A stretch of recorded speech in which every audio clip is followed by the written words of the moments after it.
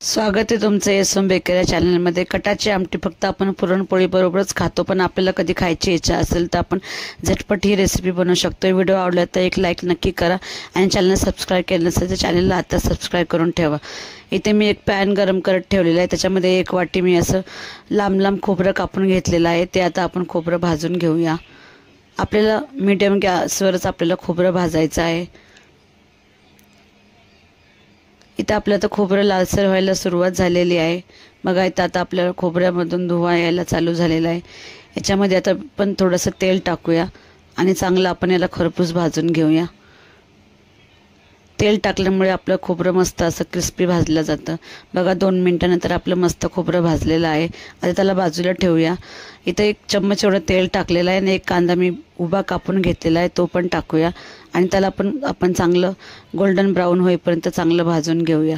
ही आमटी आपण कधी पण आपल्याकडे भाजी नसेल तेव्हा आपण ही आमटी बनवू शकतो। ही चपाती बरोबर, भाताबरोबर, कशाबरोबर पण तुम्ही खाऊ शकता। आता आपला हा कांदा इथं बघा मस्त गोल्डन ब्राऊन झालेला आहे। आता याला बाजूला ठेवूया आणि थंड करून घेऊया।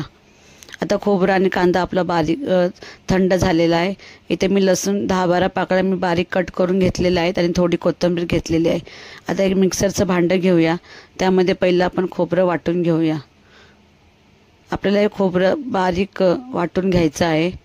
बघा इथं आता आपलं खोबरं बारीक वाटलं गेलं आहे। त्याच्यामध्ये आता आपण जो कांदा भाजून ठेवला होता आणि लसणाच्या पाकळ्या आणि थोडीशी कोथिंबीर टाकून आपण याला बारीक वाटून घेऊया। तर बघा आपलं इथं मस्त बारीक वाटून झालेलं आहे। याच्यामध्ये मी थोडंसं पाणी टाकून वाटलेलं आहे। आता एका टोपामध्ये मी तेल गरम करत ठेवलेलं आहे, त्यामध्ये अर्धा चम्मच एवढा जिरं टाकलेलं आहे आणि कढीपत्त्याचे भरपूर असे मी पाने टाकलेले आहेत। आता इथे मी आपली इन्स्टंट अशी कटाची आमटी बनवायसाठी मी 3 चम्मच इथे मी चण्याचं पीठ टाकलेलं आहे, ज्याला आपण बेसन बोलतो। त्याला आपण चांगलं भाजून घेऊया।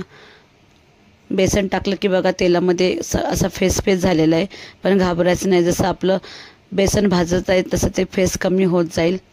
2 मिनिटानंतर बघा आता आपलं चांगलं बेसन भाजलं गेलं आहे आणि त्याच्यामधून मस्त वास येत आहे आणि आपलं आता बबल्स पण थोडेसे कमी झालेले आहेत।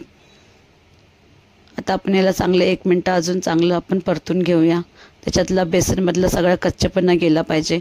आता याच्यामध्ये मी पाव चमचा एवढा हळद टाकत आहे, 1 चमचा एवढं मी लाल तिखट टाकत आहे आणि 1 मोठा चमचा एवढा कांदा लसूण मसाला। तुमच्याकडे जर कांदा लसूण मसाला नसेल तर तुमच्याकडे दुसरा कोणता मालवणी मसाला असेल तुम्ही तो पण त्याच्यामध्ये टाकू शकता। आता आपण हे चांगलं मिक्स करून घेऊया। आपल्याला आता मसाले टाकताना गॅस स्लोच ठेवायचा आहे। आता बघा आपण याच्यामध्ये मसाले टाकले तर याला फेस यायला चालू झालेला आहे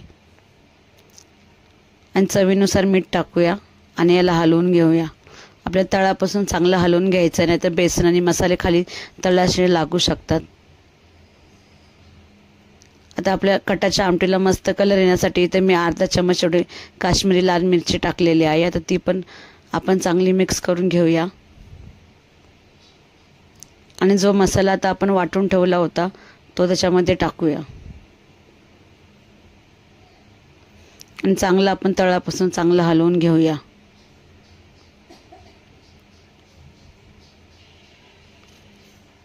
बघा आता आपला मसाला हे चांगला मिक्स झालेला आहे।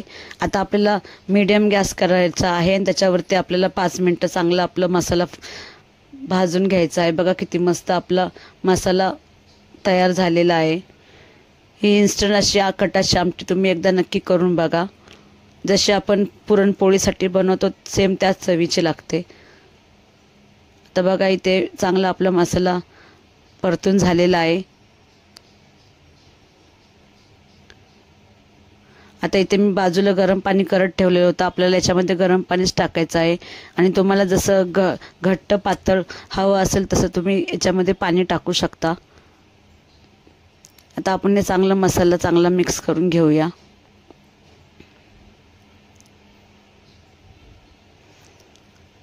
बघा आता पाणी आणि आपला मसाला चांगला मिक्स झालेला आहे। आता हे तुम्हाला इथे पातळ वाटत असेल, पण जसं जसं ही आपली आमटी शिजत जाईल तसं तसं हे घट्ट व्हायला चालू होईल। बघा आता इथं मस्त खळखळून उकळी आलेली आहे। आता आपण गॅस स्लो करूया आणि याला 10-15 मिनिटं स्लो गॅसवरती आपण याला शिजवायचं आहे।